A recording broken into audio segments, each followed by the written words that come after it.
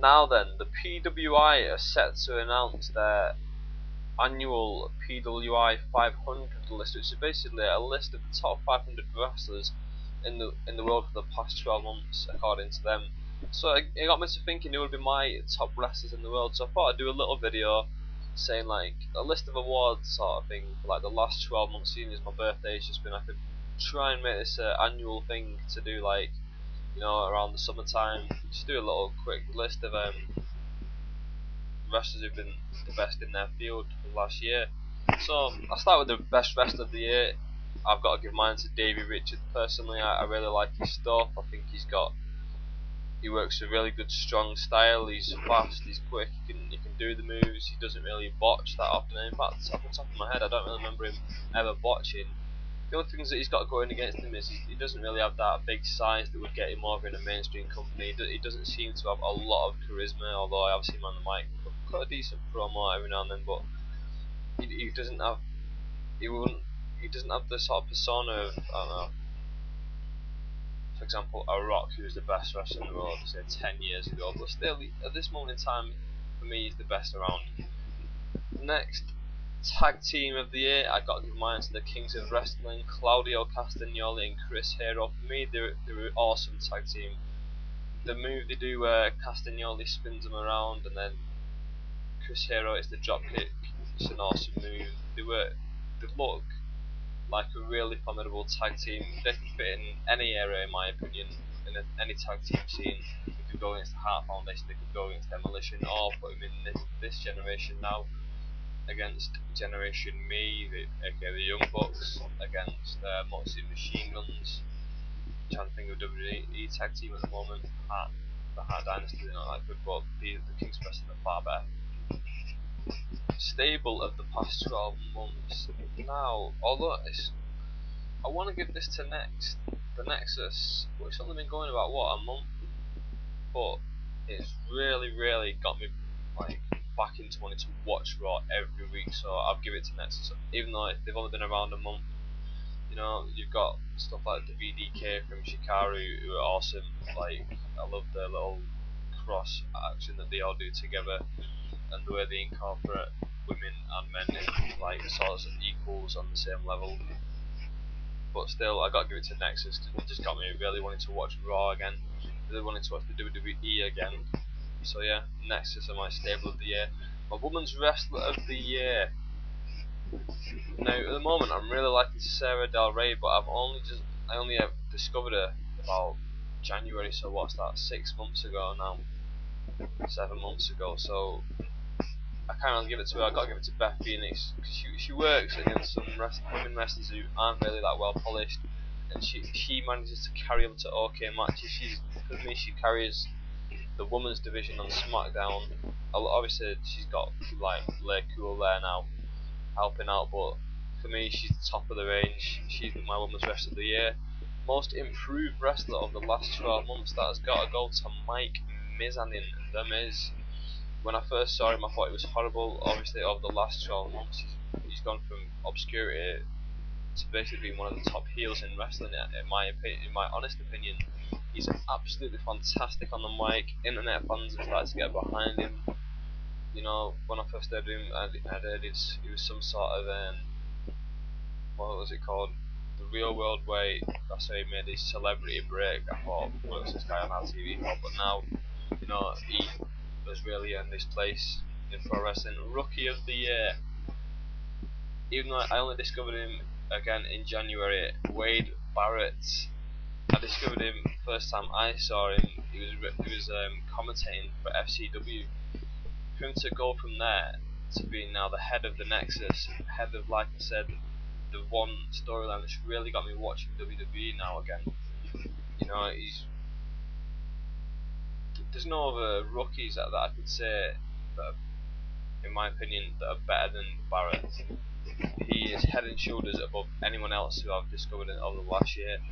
You can put in all the other Nexus guys in that, apart from obviously Danielson, but Barrett, he's top quality. He's fantastic on the mic, and he's English as well, so I might for the English, obviously I'm biased that way. But yeah, moment of the year. Now this is going to be a strange one. I think it was SummerSlam 2009 when it was John Cena against Randy Orton, and just when Cena had Orton in the STFU and the referee's down on the mat ready to see if he's going to submit, Bret DiBiase dives in the ring and grabs hold of the referee. They made it look like it was a fan interrupting the match, and about 90% of the people, even on the internet, the YWC, the IWC, everyone believed it was a fan. Everyone believed it was a botch. People were on YouTube the next day, like laughing at WWE, saying, they were amateur mistake. They let some fan get in the ring and ruin the main event. And to me, if the WWE can do something and fool all the fans in such a massive way, like, that deserves for me to be moment of the year. And plus, like, I remember being sat here watching it. I marked out for that moment, and I'd not marked out in a very long time. But when I saw that, I knew how good they'd executed that, and I really thought it was fantastic. I really marked out for that. Match of the year has got to go for the first ROH HDNet show of the year of 2010. Their main event, Davey Richards versus Roderick Strong. I think they went a good 25 minutes or something, maybe more than that. It was a really excellent match, 4.5 stars, 5 stars. If you want to give it star ratings, it was really up there. It's probably like better than any other ROH match I've seen, and I've seen a lot of Nigel. Oh, actually, apart from the Nigel Danielson matches, because they were awesome. Event of the year, show of the year. Well, obviously being from England, we don't get a lot of wrestling over here, so I've got to give this to the TNA house show that I went to, just because of the fact that I know WrestleMania's, a fantastic show and all that, but still, for me, being at a live wrestling event, we only get this chance maybe twice a year. WWE would do one show in my town, TNA would do one show in my town. I opt to go for the TNA ones most of the time, because I'll do the WWE ones when they do the live TV shows here. If they don't do the TV show, I'll do the TNA show instead. So I did the TNA show this year for the second year running, second time I've been in Manchester, and I thought it was fantastic. Like, you had matches on the card like Amazing Red against Chris Sabin. It was one of the machine guns, I'm sure it was Sabin. You had a 4-way for the TNA World Title. Obviously, AJ Styles was going to keep the title in that match, but yeah, it was just being there, like getting the chance to be there, awesome. Promotion of the year, for me, like I've been saying in this video, I've discovered Sarah Dalby and Wade Barrett in January, because at the start of the year, my New Year's resolution was to watch as much wrestling as possible. So I decided to get into, like, anything I could get my hands on, I'd watch it. So Dragon Gate, I began watching it in January, the Japanese Dragon Gate, not Dragon Gate USA, which is fine by itself, but I just prefer the Japanese version for continuity. Dragon Gate Japan, fantastic promotion. You get some fantastic matches. I can't understand what's going on half the time, because, like, obviously all the promos are in Japanese, but still, like, great in-ring work. So I've got to give the promotion of the year last 12 months to Dragon Gate Japan. Right, now if I'm going to do this every year, I want to start my own little, just a bit of a fun thing, a Hall of Fame. I'm going to just throw out 5 little names, and we'll try and, if I can keep this up, obviously I might not be able to, but ideally. So I'll start it off with Hulk Hogan, what he's done for the wrestling industry, massive. So he'd be the first name in my Hall of Fame. Secondly, alongside him, I'd put in Bret Hart. I'd put 2 singles guys in there. Bret Hart for me was my hero when I was a kid, so yeah, I got to give Bret Hart. And as you can see, I'm wearing my Hulk Hogan t-shirt here, so I thought I'd wear it for this video. Then I put in a tag team. For me, the British Bulldogs were an excellent tag team. I was throwing up between these and the Demolition, who should I put in, but like I said before, my mind for the British. So Davey Boy Smith and Dynamite Kid, 2 great in-ring workers in the day, both in here. I thought I'd put women's wrestling, I'd mix it up a little bit. So I thought Lita, for me, has got to go in there. She debuted in around 2000 with S.A. Rios and Heat. I remember watching that and thinking, she's quite good.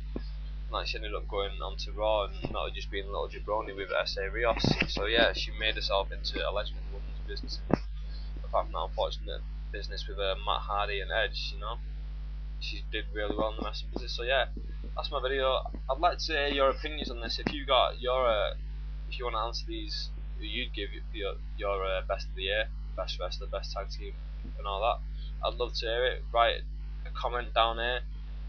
video reply. I'd love a video reply. I'd love people to get involved in this. So yeah,